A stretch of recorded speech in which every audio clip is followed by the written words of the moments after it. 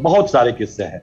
मेरे को पार्लियामेंट की जो स्ट्रेंथ का जो एक किस्सा याद है निखिल, बहुत बहुत कुछ है। पार्लियामेंट का अटैक है, तमाम चीजें हैं। इसके अंदर बड़े बड़े लोग आए हैं, सेंट्रल हॉल में आके भाषण हुए हैं। जी।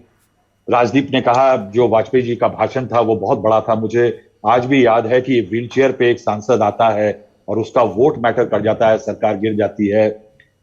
लेकिन मुझे 2G स्पेक्ट्रम का वो दिन आज भी याद है। मुझे वो डेट इसलिए याद है क्योंकि मैं उसको हमेशा ये कहता हूं कि बहुत हम बुराइयां बहुत देखते हैं पार्लियामेंट की और संसद के तमाम चीजों की, लेकिन साहब द ग्रैंडियर ऑफ पार्लियामेंट जिसे हम कहेंगे, वो उन दिनों में से एक था कि मैंने चिलचिलाती अप्रैल की धूप में 4 अप्रैल 2011 को रतन टाटा को पार्लियामेंट की लॉबी में 2.5 घंटा खड़े हुए देखा है, क्योंकि पीएससी ने उनको बुलाया था 2G स्पेक्ट्रम एलोगेशन में। उनको और नीरा राडिया जिनका नाम आया था, उसके पहले अनिल अंबानी भी बुलाए गए थे। लेकिन साहब उस दिन वो जो रतन टाटा के चेहरे पे कंफ्यूजन था, he is a very assured man. अगर आप देखें, बहुत ही डिग्निफाइड एश्योर्ड आदमी है।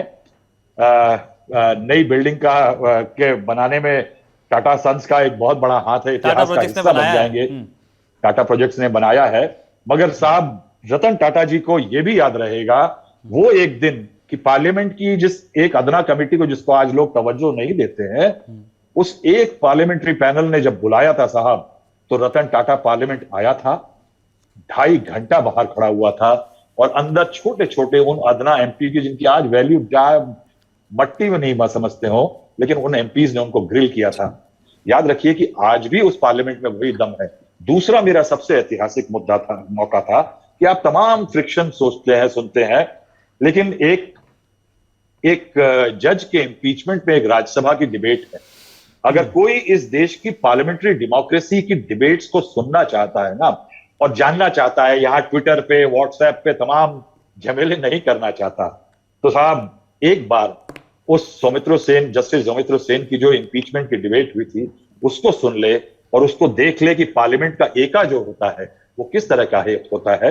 उसके अलावा तो मैं ये जानता हूं, मैं वाजपेयी जी का एक बहुत सुंदर किस्सा बताता हूं कि जिस दिन पार्लियामेंट के अंदर, हाउस के अंदर महिला आरक्षण बिल को फाड़ दिया गया, वाजपेयी जी प्रधानमंत्री थे, तो वो कमरा नंबर 9 में बैठते थे और बाहर निकले तो एसपी जी ने मुझको उनकी तरफ जाने से रोक दिया। तो कॉरिडोर में तो मैंने दूर से बुलाया वाजपेयी जी, तो वाजपेयी जी बोलते कम थे, इशारों में बहुत कुछ कर जाते थे। तो वाजपेयी ने सर की घुड़की देकर के एसपी वाले को बोला कि आने दो। तो मैं दौड़ के गया और मैं चाहता था कि वाजपेयी जी, हमारा गेट नंबर 4 पे हमारे कैमरा निकल लगते थे, वाजपेयी जी का पीएम का गेट अलग होता है, तो वो उससे निकलते थे। तो जब मैंने कहा कि वाजपेयी जी अगर तकलीफ ना हो तो आप गाड़ी 2 मिनट 4 नंबर गेट पे रोक लीजिएगा, तो पूछे, इशारा करके बोले कुछ नहीं, इशारा करा कि किस लिए। तो मैंने कहा सर ये जो महिला आरक्षण पे जो कुछ हुआ है, आप ऐतिहासिक बिल लाए हैं। तो वाजपेयी जी उस समय पे कुछ बोलना नहीं चाहते। देखिए वाजपेयी जी ने एक बार जेठमलानी जी के लिए कहा था कि he does not know the art of silence, चुप रहने की कला नहीं है। और वाजपेयी जी में चुप रहने की कला बहुत थी। 2 लोग जो मैं कहूंगा चुप रहने की कला वाले, वो एक पीवी नरसिम्हा राव हाउस में भी, अटल बिहारी वाजपेयी जी मीठा बोलते थे, कम बोलते थे। तो अटल बिहारी वाजपेयी जी ने जो उनका पॉज, प्रेग्नेंट पॉज होता है ना, वो उनके एग्जैजरेटेड होते थे, बहुत लंबे होते थे। तो करीब 40 सेकंड चुप रहे, फिर मुझसे कहते हैं मुड़ करके बड़ी शरारत वाली नजर देख करके कि महिलाओं के बारे में बात मैं 6 बजे के बाद करता हूं।